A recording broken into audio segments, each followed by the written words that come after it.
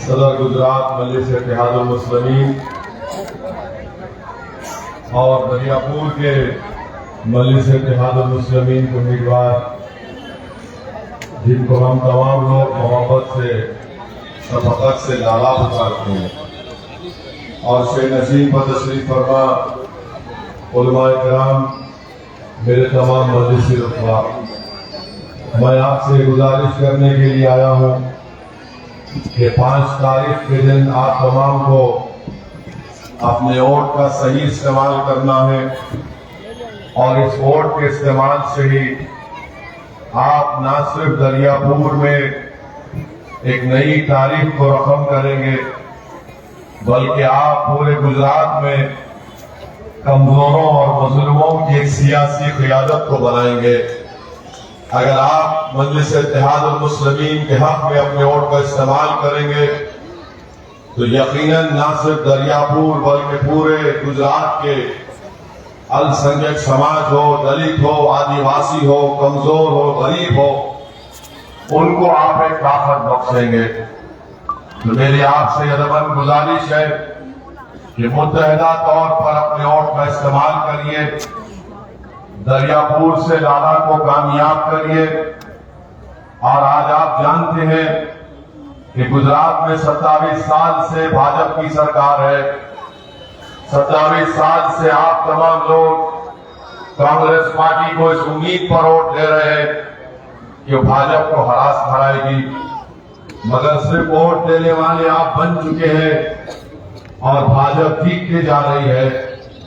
और मैंने पहले भी कहा था, आज भी कह रहा हूं आपको, मैंने उत्तर प्रदेश में करीब 130 जलसे किए, हर जलसे में पुकार कर कहता था कि उत्तर प्रदेश और भारत की ऐसी कई रियासतें और प्रदेश है जहां पर हम किसी पार्टी को इख्तिदार पे आने से, सत्ता में आने से रोक नहीं सकते हैं, मगर हमारे पास इतनी ताकत है कि हम अपनी पार्टी के नुमाइंदों को कामयाब कराकर, उनको विधायक और एमएलए बनाकर, अपनी आवाज बनाकर उनको उस असेंबली में भिजा सकते हैं, ताकि अगर हम पर कोई जुल्म करे या हम पर कोई सवालात हम पर उठाए या हम इंसाफ की बात अगर हमको करना है तो हमारा नुमाइंदा उस असेंबली में हमारी आवाज को उठाएगा। मैं आज भी आपसे कह रहा हूं कि हमारी जिम्मेदारी नहीं है कि हम किस पार्टी को इख्तिदार पे आने से रोकें। हमारी पहली जिम्मेदारी होनी चाहिए कि हम अपनी पार्टी के नुमाइंदों को अपने वोट के जरिए, अपने इत्तेहाद की ताकत के जरिए, अपने सियासी शऊर के जरिए उसको कामयाब करके गुजरात की विधानसभा में बिठाए, ताकि वो आपकी नाइंसाफी के खिलाफ आवाज बुलंद कर सके, ताकि वो आपके दरियापुर की तरक्की के लिए लड़ सके, ताकि अगर किसी बिल्किस बानो का मसला उठे तो सरकार की आंख में आंख डालकर पूछ सके कि तुमने मेरी बेटी की इज्जत लूटने वालों को किस बुनियाद पर छोड़ा। अगर रोड पर लाकर जिस तरह खेदिया में बच्चों को पीटा गया तो कोई उठकर पूछे कि बताओ तुमने कौन से कानून के तहत उन मासूम बच्चों को रोड पर लाकर उनकी बेइज्जती की। मेरी इज्जतदार मां और बहनों, मेरे बुजुर्गों, मैं आपको बताना चाह रहा हूं कि लोग कहते हैं कि असदुद्दीन ओवैसी जज्बाती तकरीर करता है, तो मैं यहां पर कांग्रेस के जो विधायक हैं, एमएलए, उनसे पूछना चाहता हूं कि बताओ गुजरात में अल्पसंख्यक समाज का कितना बजट है? मिनिस्ट्री ऑफ माइनॉरिटी तो नहीं है, मगर अल्पसंख्यक समाज का कितना बजट है गुजरात में? वो अल्पसंख्यक समाज में मुसलमान आते हैं, ईसाई आते हैं, जैन आते हैं, सिख आते हैं, पारसी आते हैं। आपको जानकर हैरत होगी, या अगर जो बाखबर लोग हैं वो मेरी बात से मुत्तफिक होंगे कि अल्पसंख्यक समाज का बजट भाजपा की सरकार 71 करोड़ से कभी नहीं बढ़ा, और उस अल्पसंख्यक समाज में 11% मुसलमान है। अल्पसंख्यक समाज मुसलमान है। सियासी ताकत क्या होती है मैं आपको बता रहा हूं, इत्तेहाद की अहमियत क्या होती है बताता हूं आपको। भी इत्तेहाद के जरिए आप क्या हासिल कर सकते हैं मैं बताऊंगा आपको। गुजरात में 11% अल्पसंख्यक समाज मुसलमान है, सिख, ईसाई, पारसी सब शामिल है, और उनको बजट मिलता है 71 करोड़। जिस रियासत से मैं आता हूं तेलंगाना, वहां पर भी अल्पसंख्यक समाज के मुसलमानों की आबादी 11% है। आपको मालूम कितना बजट है वहां पर? 1728 करोड़ रुपये सालाना बजट है। ताली मारने के लिए नहीं कह रहा हूं, मैं कोई टुट्टा शायर नहीं हूं कि कलाम किसी चोर का पढ़ के रात में हवा हासिल करूं। मैं आपके सामने सच्चाई को बयान कर रहा हूं। यहां पर 70 करोड़ मिलते और तेलंगाना में 1728 करोड़ रुपये। सरकार वहां पर भी डंडी मारती 100-200 करोड़ की, मगर 1400-1500 करोड़ मिलते। किस लिए मिलते? आपके बच्चों के स्कूल को पढ़ाने के लिए। किस लिए मिलते? अगर किसी मुसलमान की शादी होती है बेटी की, तो शादी के बाद हैदराबाद में सरकार उसको 2 लाख रुपए उस बच्ची के अकाउंट में डालती है। 2 लाख रुपए, इसको कहते हैं सियासी ताकत। और यहां पर 3 एमएलए और बोलते हैं ओवैसी आया ऐसा कर रहा है। हम यहां पर एक एजेंडा लेकर आए हैं। गुजरात में अल्पसंख्यक समाज की मिनिस्ट्री बनेगी, हमारा मुतालबा होगा जो कोई भी सरकार बनाएगा। 70 करोड़ का क्या बजट है? ये तो ऊंट के मुंह में जीरा भी नहीं है। तेलंगाना में 1728 करोड़ का बजट है। अरे 500 करोड़ नहीं किए जा सकते? अगर कोई गुजरात के असेंबली में खड़े होगा लाला, अगर लाला खड़े होकर कोई भी माई का लाल मुख्यमंत्री बनेगा तो लाला बोलेगा मैं लाला हूं, तू कोई माई का लाल होगा, बता दो मेरे लिए क्या करेगा। 1700 करोड़।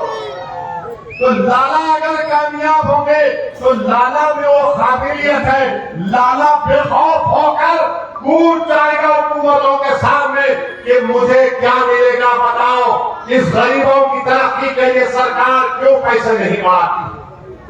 मेरे अजीज दोस्तों और बुजुर्गों, ये बात आपके सामने इसलिए कर रहा हूं ताकि आप अच्छा फैसला ले सकें।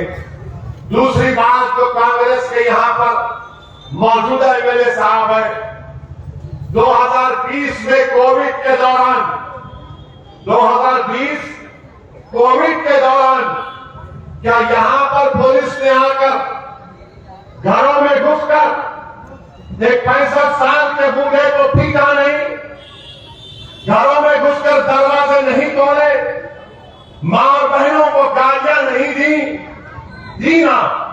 2020 में इसके खिलाफ कौन बोला? वो तकरीर आपको हाथ सुना देगा। और मैं आपसे पूछ रहा हूं, जिस यहां से थोड़ी दूर के फासले पर जगह क्या लाइट लग रही है? हाँ, वो लाइट पे चमक रही, टिंग टिंग टिंग टिंग कर रही है। अरे मैं तुमको पलटने की जरूरत नहीं है, तुमको आगे देखना है। कांग्रेसी तुमको पीछे पलटाता है, वैसी तुमको बोल रहा है कि आगे देखो। तो वहां पर वो वाकया हुआ, वहां से एमएलए साहब का घर कितना दूर है? कितना दूर है? कितना दूर है? 500 मीटर, 2 मीटर, 100 मीटर, कितना? 5 मिनट में चल सकते ना? 5 मिनट। मगर क्या प्रयास का प्रयास है, कुछ निकल नहीं सका अपने घर से। जब लोगों को पीटा जा रहा था, जब बूढ़े को मारा जा रहा था, जब मां और बहनों को गालियां दी जा रही थी, एमएलए डर के बैठा था, मैं निकलूंगा तो मेरी पिटाई हो जाएगी। तो अपनी चमड़ी को बचाने के लिए गरीब की तकलीफ को भूल गया। और हम में और उनमें फर्क यह है कि 1999 22 सितंबर को मैं जब एमएलए था, ऐसे ही एक जुलूस जा रहा था मेरे विधानसभा से, तो गुंडों ने घरों में घुसकर हमला कर दिया था। 10 मिनट के अंदर मैं दौड़ता हुआ पहुंचा तो पुलिस ने मुझे मिलाकर मारा जमीन पर। 4 पुलिस वालों ने मिलकर मुझे इतना मारा कि सर पर 10-12 कांटे लगे, पूरी पीठ और हाथ जिस्म लहूलुहान हो गया मेरा, पूरा खून बह रहा था मुझसे। क्यों गया मैं भी घर में बैठ सकता था, मगर मुझे मेरे मरहूम वालिद ने सिखाया कि तुम पर जो लोग निकल कर वोट डालते वो तुम पर एहसान कर रहे। अब तुम्हारा काम यह है कि 5 साल में एक मरतबा तकलीफ उठाएंगे, तुम रोज उनके लिए तकलीफ उठाना और उनके लिए अगर मरना भी पड़े तो मर जाओ उनके लिए। मैं लाठियां खाया हूं, मैं पुलिस की मार खाया हूं, मैं तो शीश महल से चलकर यहां नहीं आया हूं, मैं हरियाली पर चलकर यहां पर नहीं आया हूं, लाठियां खाया हूं, पुलिस की सर फट गया था मेरा। मेरी बीवी अपने 2 बेटियों के साथ अस्पताल को आई तो मेरे मरहूम वालिद ने मेरी बीवी से कहा कि बेटा तुम घर को जाओ, इसको कुछ नहीं हुआ है, इसको कुछ नहीं हुआ है। ये होता है जज्बा, ये होती है खिदमत। आम दिनों में तो सब बड़े बड़े पहलवान बनते हैं, मगर जब जुल्म किया जाता है उस वक्त कौन ठहरेगा तुम्हारे दरमियान में, ये आपको फैसला करना। 2020 में इस तरह का जुल्म हुआ और 10 कदम के फासले पर एमएलए साहब है, इतनी हिम्मत नहीं थी कि निकलकर बोलते पुलिस को कि मुझे मारो, ये गरीब है, ये कोविड के परेशान है, भूखे हैं, प्यासे हैं, घर में पैसा नहीं है कि अपने औलाद को खाना खिला सके, मगर आप नहीं निकले। मेरे इज्जतदार मां और बहनों, ये फर्क है। हाँ, ये एमएलए साहब जरूर पेट भर के गालियां देंगे ओवैसी को, खूब देंगे, पेट भर के गालियां देंगे, ये मुझसे मिला हुआ है, ये इससे मिला हुआ है। अरे तुम और मोदी एक जगह बैठ जाओ। मैं रिवर फ्रंट पर एक बेहतरीन टेबल लगाता हूं, चाय ढोकला रखता हूं। अगर गोश्त रखूंगा तो बोलेंगे ये कौन सा है, छोटा है या बड़ा है, तो गोश्त नहीं ढोकला और चाय रखता हूं। मोदी जी को दिखाता हूं, ये कांग्रेस का नेता जो पूरा पैदल देश में फिर रहा है उसको भी बुला लेते हैं। और वो दिल्ली का छोटा रिचार्ज जो है, ये तुम तीनों बैठकर फैसला कर लो मैं क्या हूं तुम्हारा, मैं क्या तुम्हारा भाईजान हूं, मैं क्या तुम्हारा दुश्मन हूं, मैं कौन सी टीम का हूं, तुम तीनों बैठ के तय करो। मैं अपने खर्चे पर रिवर फ्रंट पे एक टेबल लगा के बिठाने को तैयार हूं, मगर कम से कम जब गरीबों पर जुल्म हो रहा था तो तुमको निकलना चाहिए था, तुम नहीं निकले। तुम हक खो चुके हो दरियापुर के गरीबों से वोट पूछने का। कांग्रेस के पास कोई हक नहीं है। और हमारे हैदराबाद में रसूलुल्लाह सल्लल्लाहु अलैहि वसल्लम की शान में भाजपा का एमएलए बकवास बकने की कोशिश किया। पूरा हैदराबाद की आवाम ने अपनी मोहब्बत का इजहार एहतजाज किया। 1 घंटे में 70 बच्चों को पुलिस पकड़ ली थी हैदराबाद में, 70 बच्चों को। उनके माँ बाप का फोन आया मुझे, मैंने कहा आराम से बैठो माँ ने फोन किया, बाप ने फोन किया और फोन करके क्या बोलते मुझे, ओवैसी साहब तुम क्या कर रहे हो, किधर हो, मेरा बच्चा पुलिस स्टेशन में है। हमने कहा आराम से बैठो, सुबह की नमाज से पहले तुम्हारी औलाद तुम्हारे घर में आएंगी। और 2 घंटे के अंदर वो 70 बच्चों को मजलिस का द्वार पर लेकर जाकर उनको पुलिस स्टेशन से लाकर हमारी गाड़ियों में उनको घर में छोड़कर आते हैं। ये सियासी ताकत होती है। अगर मैं एमएलए बनूंगा तो तुम्हारे लिए बनना चाहिए ताकि तुम्हारी तकलीफ को दूर कर सकूं, तुम्हारे मुश्किल वक्त में तुम्हारी मदद कर सकूं। अगर तुम पर जुल्म हो रहा तो मैं सामने आ जाऊं, तुम्हारी लड़ाई गुजरात के असेंबली में लड़ूं, तुम्हारे हक के लिए गुजरात की विधानसभा में खड़ा हो जाऊं। ये कुछ भी नहीं है, मगर ओवैसी को दुश्मन बनाकर पेश करते हैं। अरे मैं दुश्मन नहीं, मैं मर मिटने वाला हूं। मैं किसी का दोस्त नहीं हूं। जो जुल्म करेगा उस जालिम का मैं दुश्मन हूं, चाहे वो किसी मजहब का हो। और आप अगर दोस्त हैं तो फिर क्या कर रहे हैं आप बताओ।